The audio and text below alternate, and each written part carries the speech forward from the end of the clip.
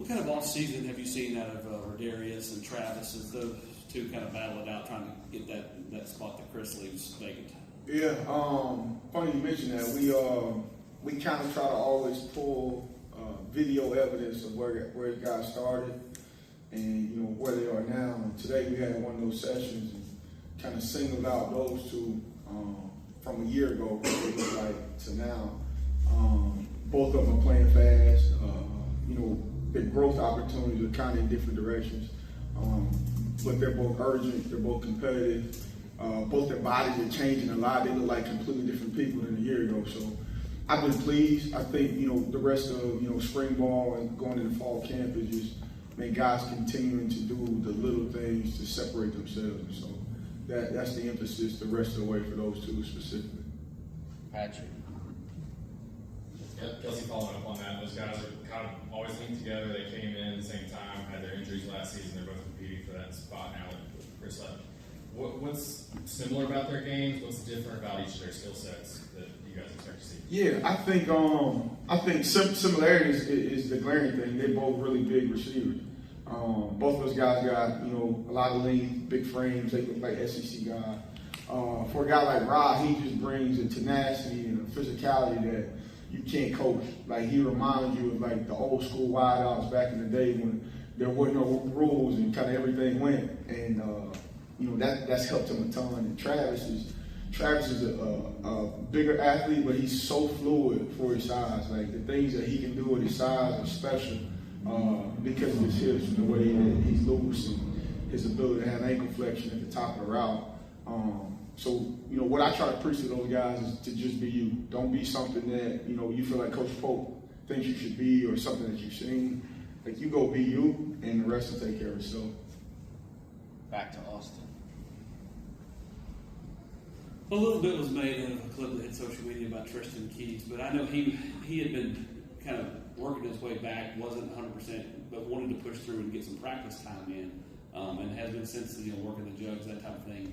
To see a kid who wasn't 100% but still want to practice, kind of go through that, on social media, how as a coach, kind of father figure, what was that like for you? And then two, just how much has he continued to kind of work his way back and improve? Yeah, I think it's a bunch of different lessons in those instances. Like, clips go around all the time. Like, a year ago, a clip went out of us dropping the ball in spring practice and everybody went crazy. And, these guys came out and had one of the best years from a receiving core that you've seen in school history. So the first message is, like, we never pay attention to what's going on online. Even if you're aware of it, like, you kind of got to just let it go and do you. Trust your process and whatever that is.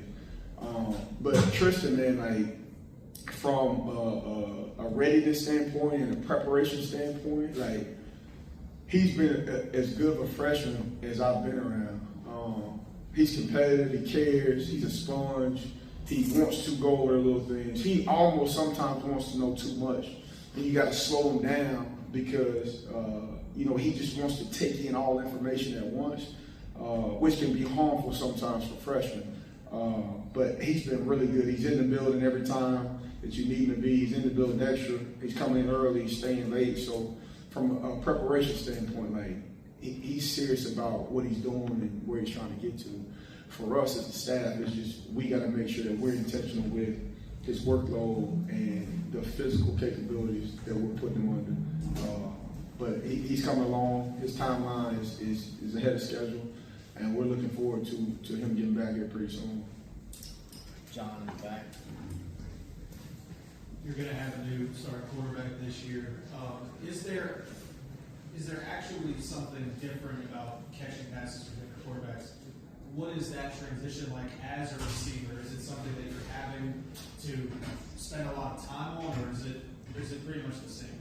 Yeah, in general, there's really not. Some guys got more zip on the ball than others, but both of those guys are pretty comparable. The only time you talk about a difference from a receiver's perspective that you kind of got to get used to is when you got a left-handed guy.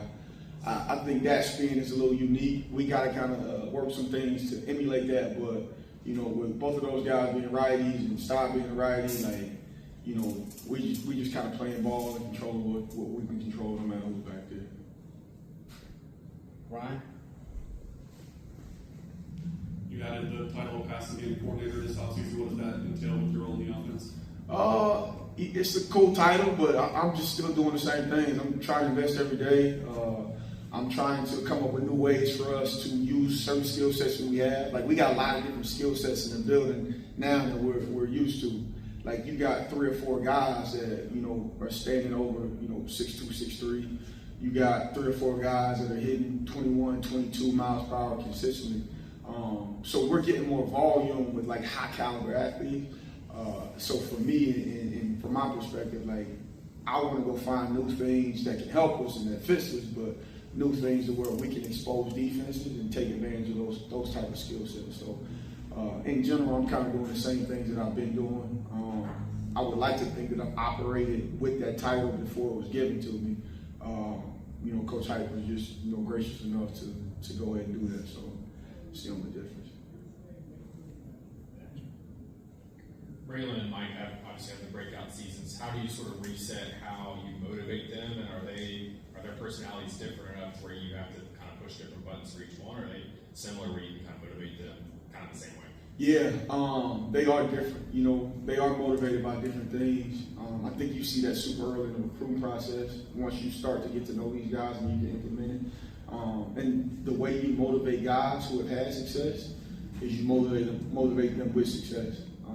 We talk about failure and persevering and getting through hard times, but success is just as hard to be able to overcome because it fattens you, it makes guys big-headed and alive, and so a lot of times that's exactly what you have to fight. And so I give those type of guys a lot of personal experiences of pitfalls or hurdles that I've dealt with in those same instances, and that's helped me a ton being able to get through to them early.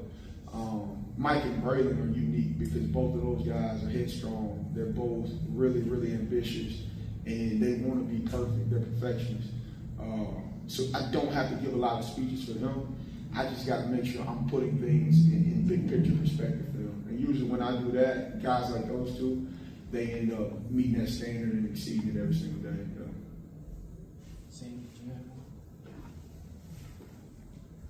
Going off of that, you talked about some of the young guys, but for guys like Mike and Braylon there, the older guys in the room now, how have you seen them kind of take control of the room, but also bring the younger guys, under their wing? Yeah, it's weird. It feels like just yesterday they were coming in here and they were the young guys that everyone would want to know about.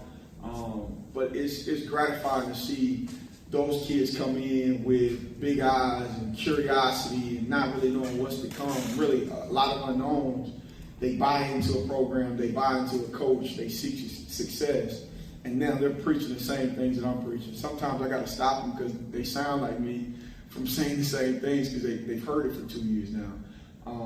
I'm super proud of the way that they've taken on their role off the field. Like they took guys to spring break, they went somewhere in Florida or something like that, but they're actually doing a good job of keeping the camaraderie together in that room. I'm blessed to be in that room because it's no selfishness. Nobody's got individual agendas. And it starts with those two. It starts from the top. And so when those guys go about their business that way, it kind of trickles down and it's a positive effect on the room. Kelsey, Coach Heupel did that sit down with Mike Keith where he kind of broke down how the offense changed and they totally different things this past year with routes and that kind of thing, going to move guys around. How much has that helped? I mean, you've been having a lot of success from recruiting regardless, but how much has that helped your ability to recruit when you sit down and show, recruit X, Y, or Z, like, hey, this is how we use Brazil here, here, and here? Yeah, I think that's a good question. I think in recruiting, people just want to know the truth, right? They go to these schools and everybody says what they say, and when they get here, it's my job to kind of anticipate that, and before they even ask questions, to already have answers. And so when they sit down and I'm able to show them those things, I kind of already know what people are saying about us because I overcame it. We've overcome it a ton before. And so sitting them down and showing them the truth of what we're actually doing and giving them proof of concept, I think is the biggest thing. Recruits just want to know the truth. And the other thing I tell them is this, is like, there's a lot that's evolved since we got to Tennessee. When I got in this building, we weren't getting a bunch of 5-stars in here. We weren't having SEC Freshman of the Year. And so literally everything that we've done here has been created on our own. I know a lot of people try to take credit for what we're doing here and this and that, but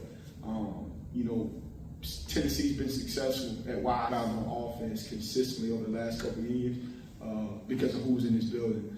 And so they see the consistency, they see the truth, and they gravitate to it. And you just try to keep it real with them, and I think people in general will always gravitate to what's real and realness. Two more, Patrick, and then to the back. Dotson, I guess, was a rarity coming in the summer. I guess a lot of guys coming in January now. How have you seen him grow today as the kickoff return in the bowl game? How have you seen him grow? Kind of where is he at? I love Joakim Dotson, and I hope somebody clips this up, but I love Joakim Dotson because he's a kid that if you tell him something wasn't right or it wasn't the way that you would like it to look, like he's gonna stay after as long as he can to get it fixed. Like kids like that are always gonna find success, and they're always gonna find a way to add value because they're that competitive that they can't leave the building without getting things right. Like we left the scrimmage the other day, and he had one place specifically that should have been better. And it's a recruiting day, so we have recruits, and I'm with families, and he's calling me nonstop, and I'm like nervous because I think, something wrong is going on. And I finally get him, and I'm like, what's up, man? He's like, Coach, I just need 10 minutes. Like, can we go over there and play? And like, those are the type of kids that if you can continue to get those type of mindsets in your building and that type of DNA, like you're going to continue to be successful. Like that kid, regardless of what he's doing or what position he's playing, like he wants to do it at a high level, and he won't stop until he gets it right. So he's one I've been super pleased with just from a preparation standpoint and how to go about the game and prepare and just get himself ready. Last one, John. You've referenced a couple of times using video as a motivator, speeches as motivation. Why is that important in coaching for you, and I guess where does that come from?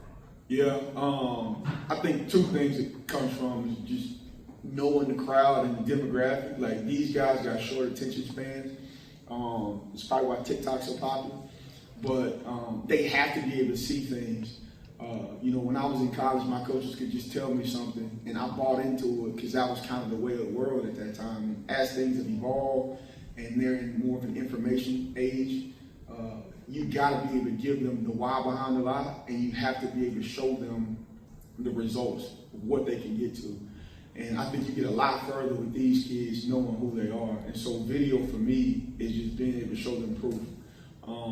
A lot of times the speeches and the things we watch to watch a lot of Kobe Bryant videos. He was kind of my favorite athlete, but a lot of those is just so those guys can understand and see someone who's done it at a high level consistently for so long and what their mindset was every day and what it took to get there. So I've always found that showing this age of recruits and this age of athletes video, it just helps it stick and register a lot faster than me just giving them my opinion or coaches just kind of saying it. So that's kind of what we're going with, and it's stuff because it's working. Thank you, guys.